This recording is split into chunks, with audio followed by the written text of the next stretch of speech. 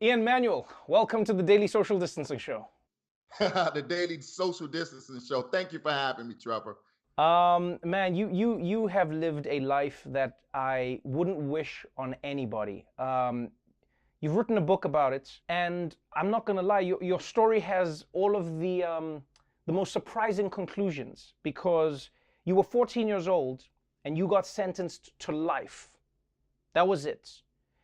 What was really fascinating in the story is how the judge explicitly says, hey man, there's no second chances even if you're 14 years old, you know?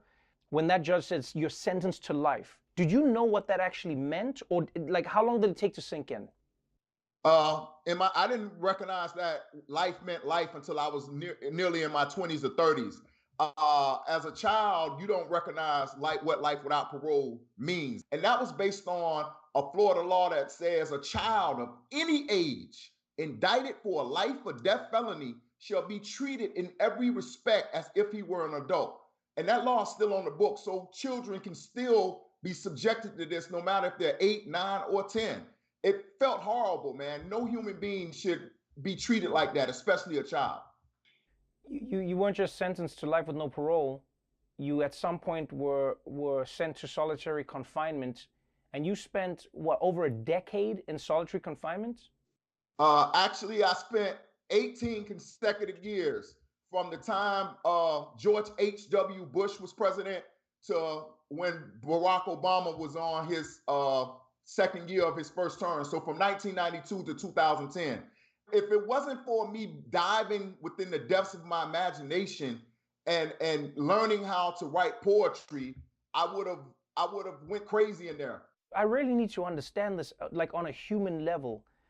You know, everyone, every therapist, every researcher, every scientist has said one of the key things human beings need to exist is human connection. For those who really don't understand solitary confinement, can you explain that? What is it like existing in a box for 18 years? It's about the size of a walk-in elevator or a freight elevator. There's a steel bunk. There's a door. It's about 5 or 6 steps from the wall to the front door with a size 9.5 shoe. And it's not like they put me in that cell and left me there, right? I was tortured. I was gassed with chemical agents. I was beaten. I mean, if what happened to George Floyd happened in broad daylight, imagine what's happening behind closed prison walls when there's no one to videotape it.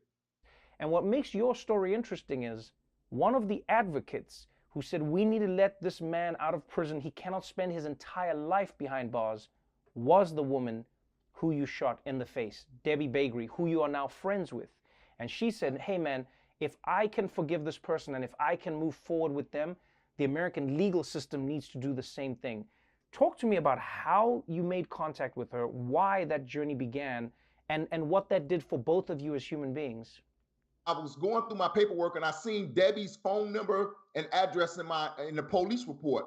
So I reached out to her and I called her. And I remember the first thing I said was, Debbie, I'd like to wish you and your family a Merry Christmas and to apologize for shooting you in the face. Then she asked me a question that no 14-year-old should ever have to answer. She said, Ian, why did you shoot me? And I just remember saying it was a mistake. It all happened so fast. And I asked her, could I call back? And I called back and I just asked, I don't remember much about that second conversation except I asked her, could I write her? And she said yes. And that's how our correspondence started.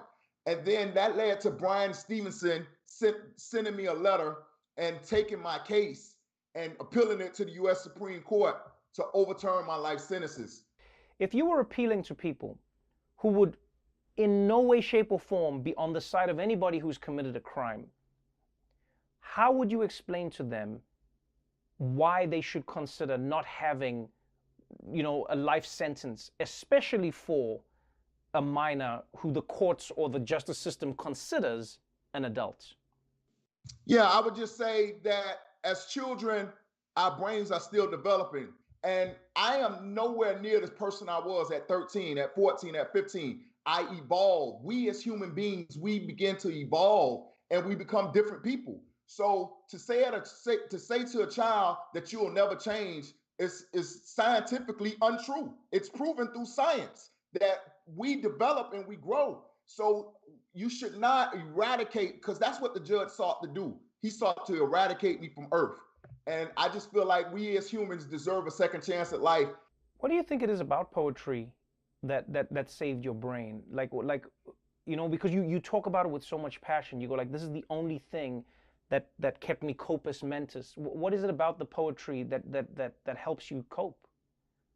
Well, I'll give you an example by reciting one of my poems, My Time Will Come. It says, I promise you, the brunt of my oppression has a purpose. And the same person that you persecute will one day be worshiped. Though I stand before you bare-chested and shirtless, with my soul and emotions naked, just wanting to be nurtured. Yeah, despite the desperation, desertion, and hurting, my time gonna come.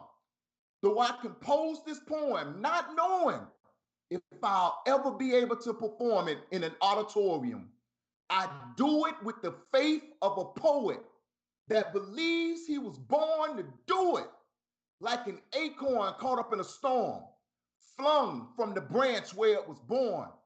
You can only hold me back for so long. My time gonna come. Despite the difficulties and disappointments, my determination remains undaunted. Though the waters of my tomorrows are deep and uncharted, the buoyance of my character will float unwavering towards them, like a song written, yet unrecorded. My time gonna come. Though you wrapped me in chains and sprayed me with chemical flames and did all of the things you did to add to my pain, my circumstances will change. I believe this with the depths of my being, that as long as this world continues to spin, it cannot end until it's been enjoyed by Ian. Remember this day, because things won't always be this way. My time gonna come. My time gonna come against all conceivable odds. My time gonna come. Thank you. Man, your story isn't easy, Ian. It's complicated. The issue isn't easy. It's complicated. But I think one thing I appreciate about your book and your conversation is that we're dealing with human beings. You're a human being. The person you shot was a human being. The people who are incarcerated every day are human beings. And we hope that they'll become human beings when they come up, but we don't treat them like human beings when they're locked up. So thank you for the time, Ian. Thank you for joining us. And best of luck, brother. I appreciate you, man. Thank you, Trevor.